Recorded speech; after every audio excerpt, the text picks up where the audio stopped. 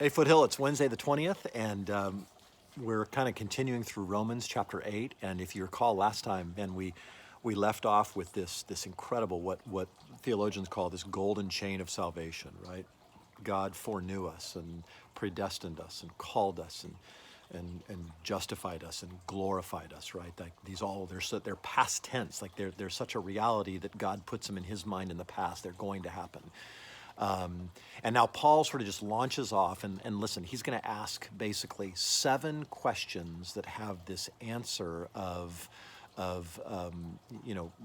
no one and only God and these wonderful truths. The answers to these questions are all these incredible truths for us as believers. So after giving us that golden chain, he says, "What then shall we say to these things?" Okay, there's one. If God is for us, who can be against us? There's 2. He who did not spare his own son, but gave him up for us all, how will he not also graciously give us all things? That's a question. That's 3, right? Who shall bring any charge against God's elect? That's 4. It is God who justifies. Who is to condemn? There's 5. Christ Jesus is the one who died. More than that, who is raised, who is seated at the right hand, who is at the right hand of God, who indeed is interceding for us. Who shall separate us from the love of God in Christ Jesus? There's 6.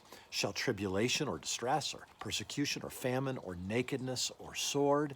There's 7. As it is written, for your sake we are being killed all the day long. We are regarded as sheep to be slaughtered. And then he ends it this way. And this is where we'll end today, and we'll finish up next time. No, in all these things we are more than conquerors through him who loved us. This is an amazing, I mean, if you just meditate on verses 31 to 37, think of all that's being said here. If God is for us, who can be against us, right? He didn't spare his son. That's how much God loved us, that he didn't spare his son. So Paul says, man, how will he not also graciously give us all things? Like he's just going to continue to be good to us. He let his own son die in our place for our sin.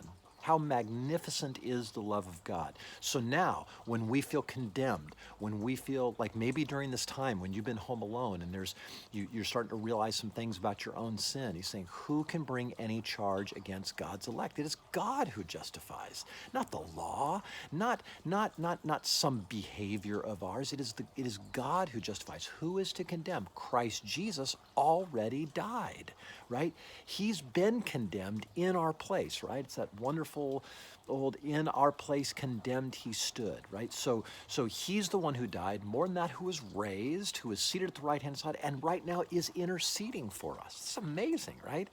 Who shall separate us from the love of Christ? Now think of this: during COVID-19 and all the things we've gone through, shall tribulation or distress or persecution or famine or nakedness, danger or sword, any of those things, can they do it? No.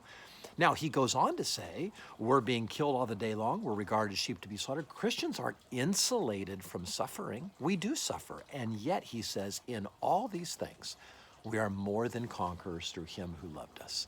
And this is a beautiful reality that I hope will just encourage your heart today, that through Jesus Christ, we are more than conquerors. God is for us, and we know that because of the death of Jesus in our place on our behalf. Father, we love you. Now just bless your word in our lives today. Encourage our hearts, we pray. And we ask this in Jesus' name. Amen. Love you guys, and I'll talk to you Friday.